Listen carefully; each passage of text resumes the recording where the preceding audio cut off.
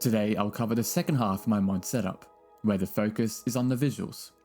In the previous video, I showed all the gameplay and technical mods I use to improve my gameplay in Minecraft. Now, with my primary mods sorted, let's turn to compiling the visual setup of the mod list through resource packs.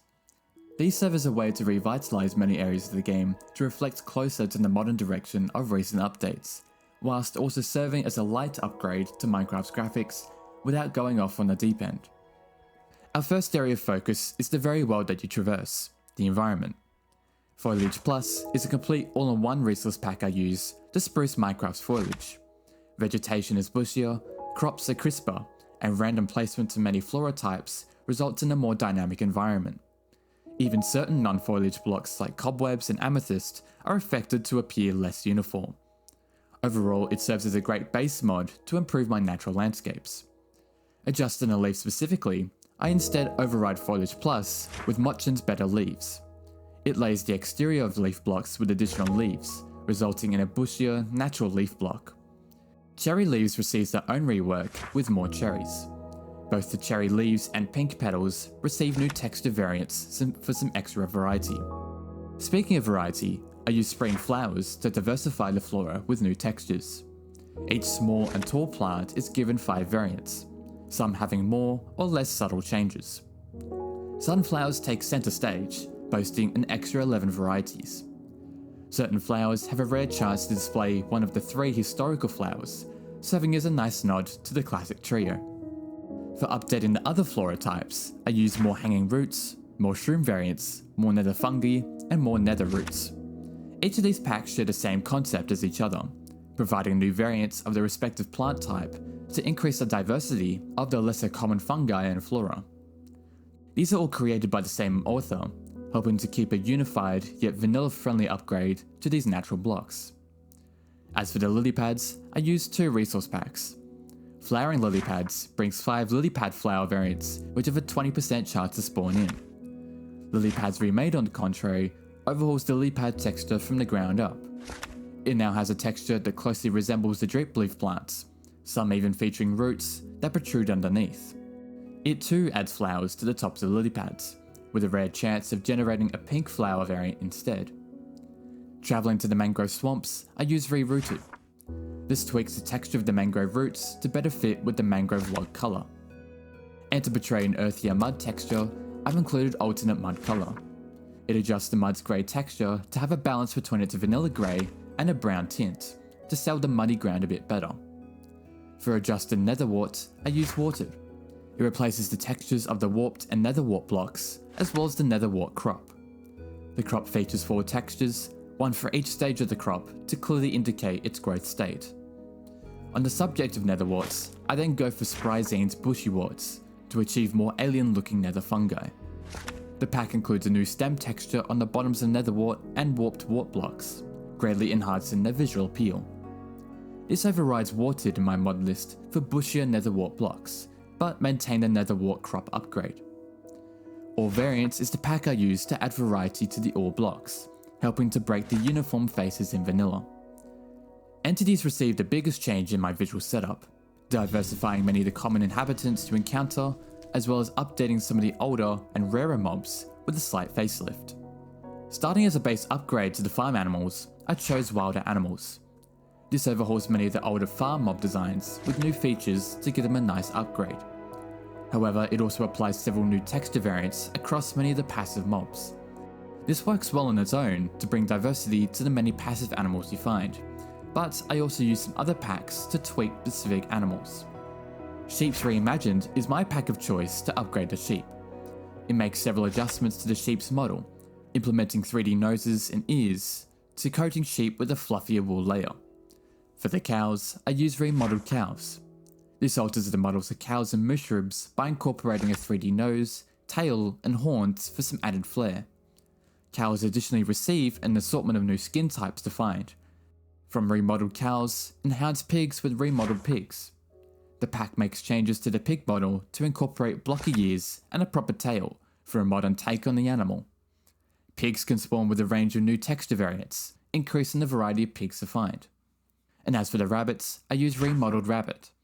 This strays away from the vanilla rabbit design in favour for a different rabbit model, with a redesigned snout and body textures across all the rabbit types. Shifting our attention to the common hostile mobs, I start with Monster Diversity Pack. This spices up the variety of many common hostile mobs by introducing several biome-specific types. This has been my primary pack for unique spiders, endermen and blazers.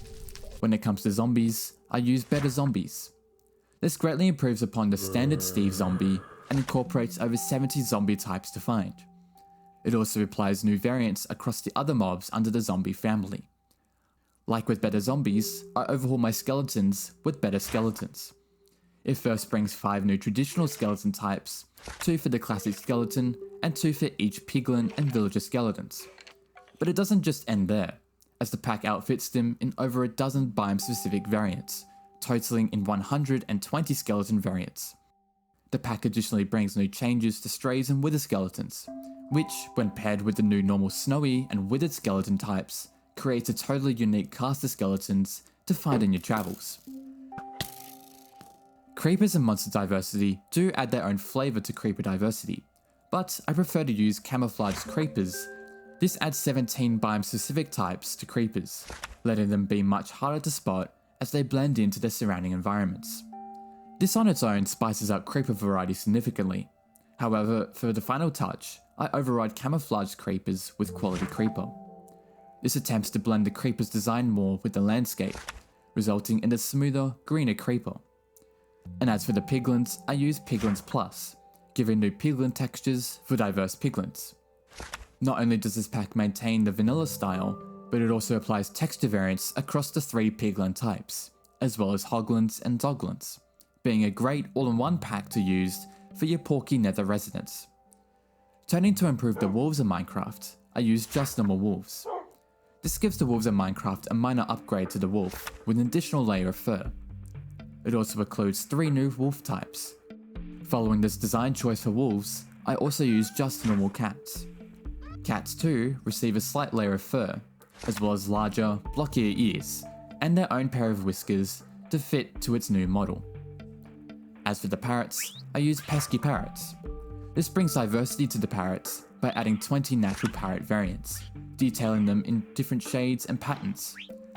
Moving to one particular aquatic friend, more axolotl colours introduces 17 axolotl variants to find, from various shades of green to browns, golds and yellows.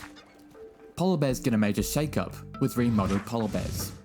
The first change the pack does is revamps the polar bear's model, to create a better proportioned bear design. What's more, polar bears receive 8 new texture variants, 4 polar bear varieties, whilst the other half change the bear's colour to resemble grizzly and brown bears. Villager Variety is an effective pack to spruce up your villager residents, yielding dozens of combinations to improve villages. Villager Variety has 2 options for how you want villager types to be distributed. Either load their variants based off the biome they spawn in, or randomly scatter the variants regardless of which biome they spawn in. And to diversify their evil counterparts, I use better illagers. This introduces several new illager varieties across the entire illager family. Considering their significance in the world of Minecraft, this pack greatly brings some extra character to the illager faction. As for improving wandering traders, I use better traders. This pack follows the concept of biome-specific villagers and gives biome-specific types to the traders and their travelling llamas. Pairing excellent with better traders, I use fancy llama decor. The pack changes all the decor designs and tamed llamas to imitate the styles used on the trader llamas, being more vibrant and colourful. And for the turtles, Turtles Plus is the pack I use to give some extra variety to turtles. This gives turtles 2 variants to come across on your travels. To keep the squids consistent, I used a new style squid. It updates the old squids to have a similar design to the glow squids, being a neat facelift. For a different take on silverfishes, I use Cutie Crawly's realistic silverfishes. This applies a more realistic look to the silverfish, whilst ensuring it adheres to the cute, blocky style smaller mobs portray. From creepy crawlies to alien shulkers, I chose better shulker to tweak the shulker's texture for more detail. Most notably, the pack incorporates markings onto the shell of the shulker box and retextures the shulker creature with a slightly more alien look. Now to focus on some of the minor mobs you come across, I use more mobs. This simply adds texture variants to a range of mobs, to endermites, magma cubes, and phantoms. Another resource pack I use, Speciation, adds new biome-specific texture variants to your world. With my setup, I use this to diversify many of the smaller creatures, including frogs, bees, the fish species, and dolphins. Nearing the end of the overhauling the entities, I use PGO's Guardians. Despite what it implies, this pack only updates the Elder Guardian's texture to appear darker and smoother, selling for a more intimidating, cooler mob. And to give the Ender Dragon a worthy upgrade, I use Glowing Ender Dragon. This adds an immersive pass to the Ender Dragon, illuminating the eyes, wings, and spine. Along the dragon's wings, there's also new patterns embellished into them. Next, we move on to tweaking some of the blocks in Minecraft. For improving the red sand block type, I use reworked red sand. This reduces the saturation of red sand in all red sandstone types to be a little tamer. Moving on to a pack that adds colour to coral, I use Colourful Coral. It applies a hint of colour to all the dead types of coral blocks and updates all the coral sprites to match.